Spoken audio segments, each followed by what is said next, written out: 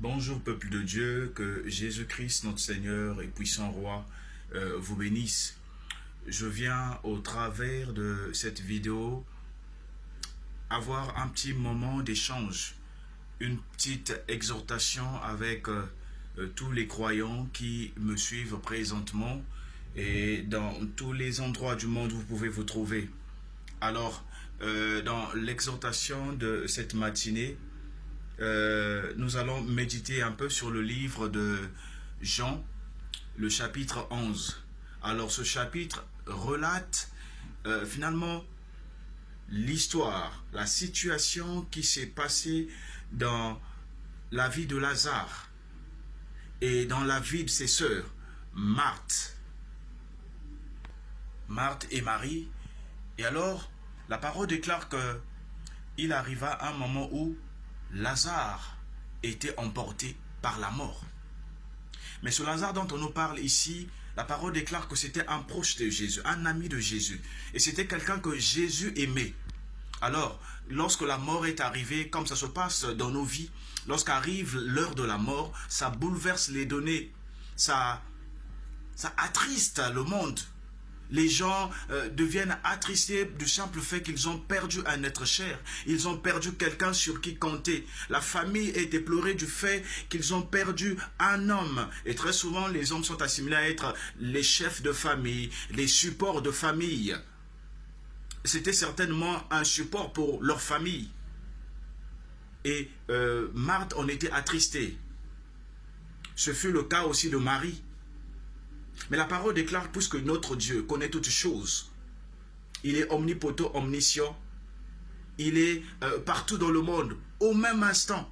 Et Christ savait déjà, avant qu'on ne lui annonce même la mort de son ami Lazare qu'il aimait tant, que ce dernier était mort. Alors, étant avec les apôtres dans le lieu où ils se trouvaient, on leur apporte la nouvelle comme quoi Lazare est mort. Christ va dire aux disciples que Lazare est en train de dormir. Nous allons le réveiller. Alors de suite, les apôtres se disent, ben, ils parlent certainement d'un sommeil, c'est de l'assouplissement, simplement, il n'est pas mort. Et Christ ayant connu cela, il leur dira finalement ouvertement que Lazare est mort.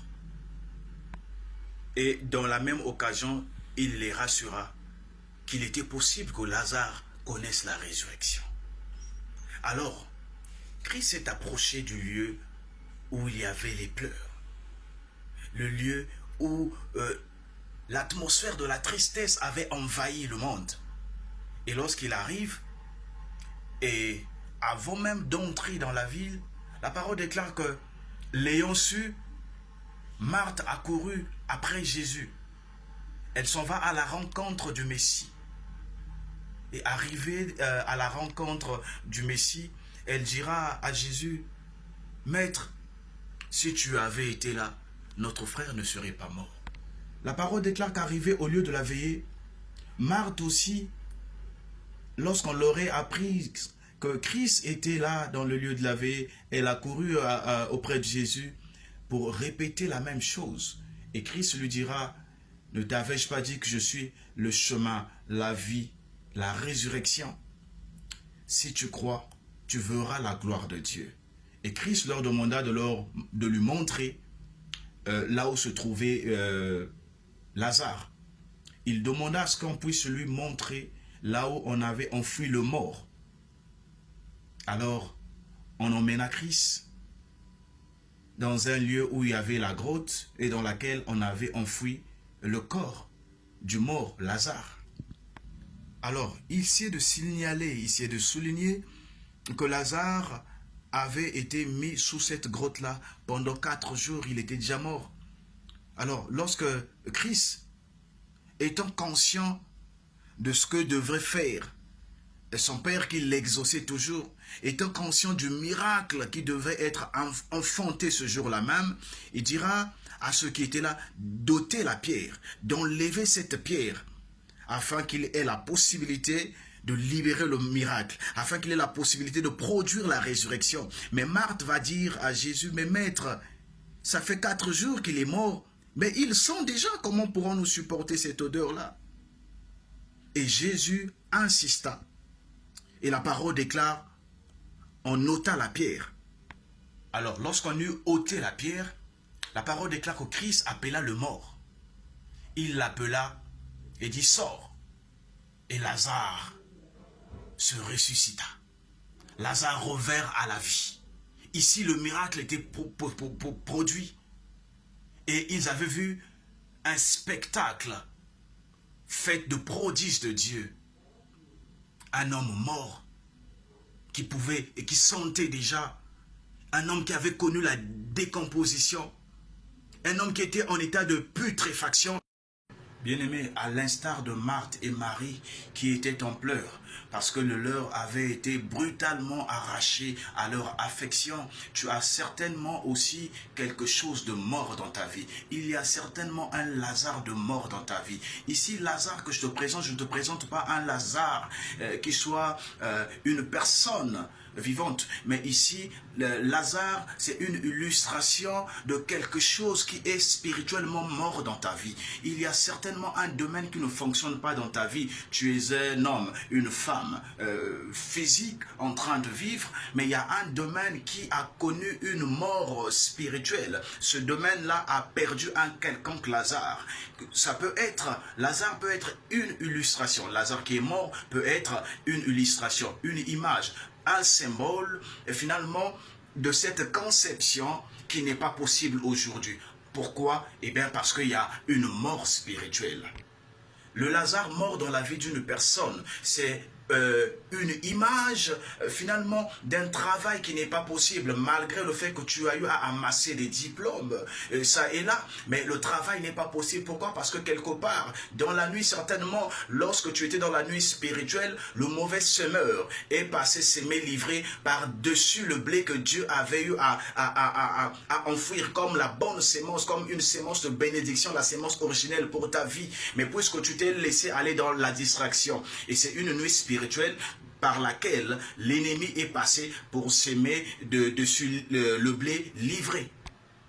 Lazare mort dans la vie d'une personne peut aussi être l'image d'une santé aujourd'hui qui connaît la mort spirituelle. Tu étais arrivé au monde sain et sauf et Dieu ne nous a pas créés étant des malades, mais pour toi tu ne peux plus vaquer aux multiples occupations. Pourquoi? Parce qu'il y a AVC, il y a ceci, cela dans ta santé et tu es comme limité de vivre comme les autres hommes.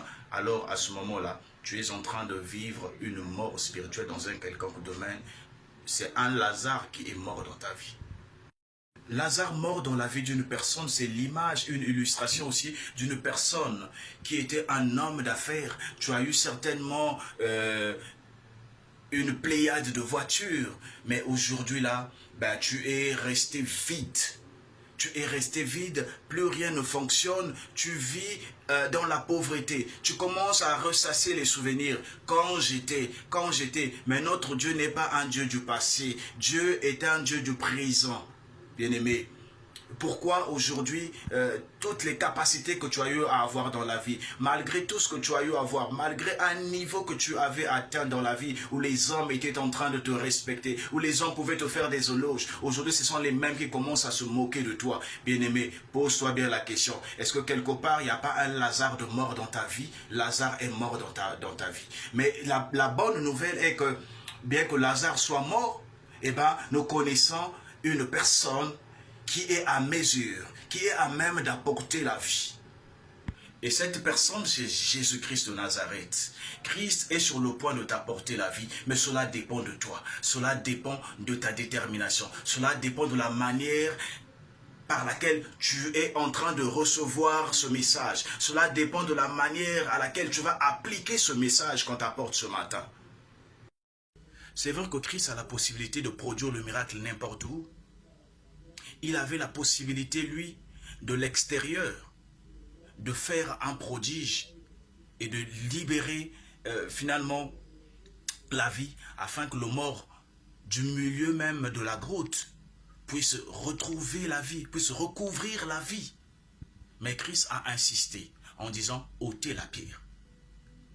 Bien-aimé, j'aimerais te ramener à comprendre qu'il y a certaines choses pour que cela trouve gain de cause dans ta vie. Il y a certaines situations pour lesquels tu es en train de chercher la solution nuit et jour dans des églises, ça et là, dans les montagnes. Et pour que ces situations trouvent gain de cause, il faudrait que tu fasses un pas quelque part. Il y a un travail que tu es censé faire. Il te faut ôter la pierre. La pierre, c'est quoi, bien-aimé? La pierre, ici, c'est l'image du péché qui a endurci ton cœur.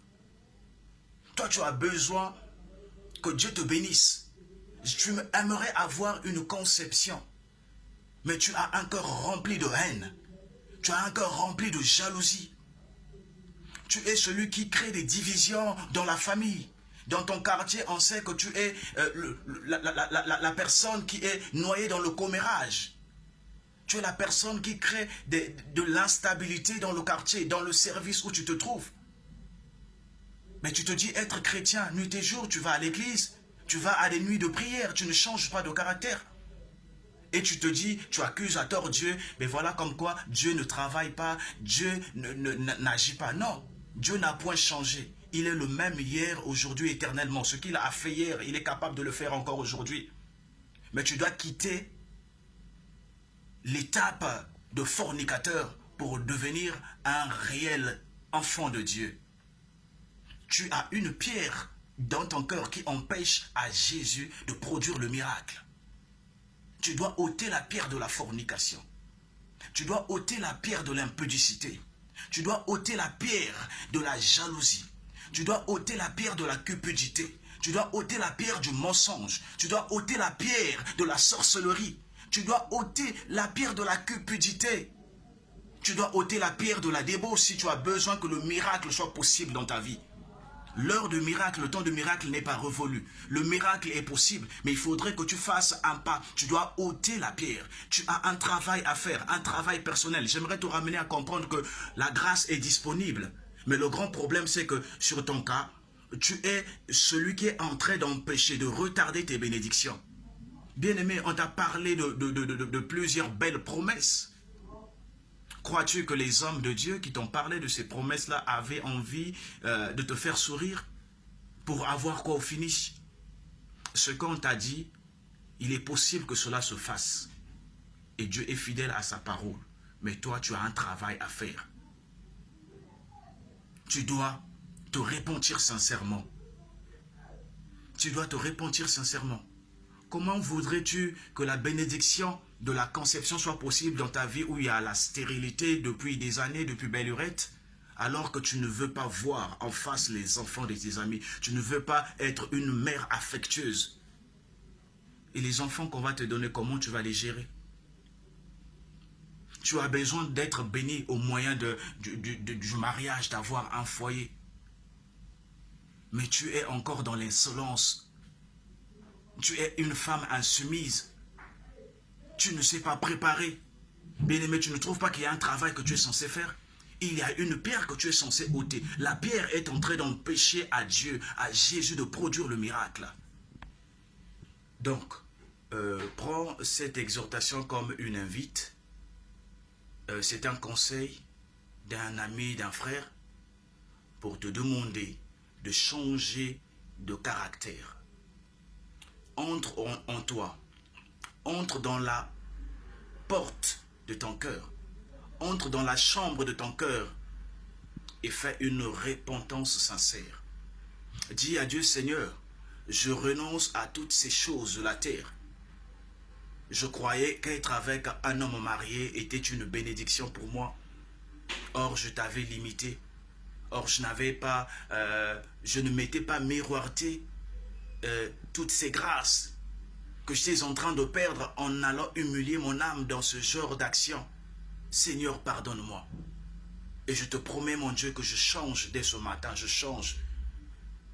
Je refuse, je renonce au vieil homme, je renonce au monde et à ses plaisirs. J'aimerais prendre plaisir à craindre ton nom, à marcher dans la crainte de ton nom. Seigneur, prends pitié de moi. Et tu verras, si tu le fais d'un cœur sincère, et par la suite, commence à demander tout ce dont tu as besoin et tu verras que le miracle sera possible. Fais une repentance sincère.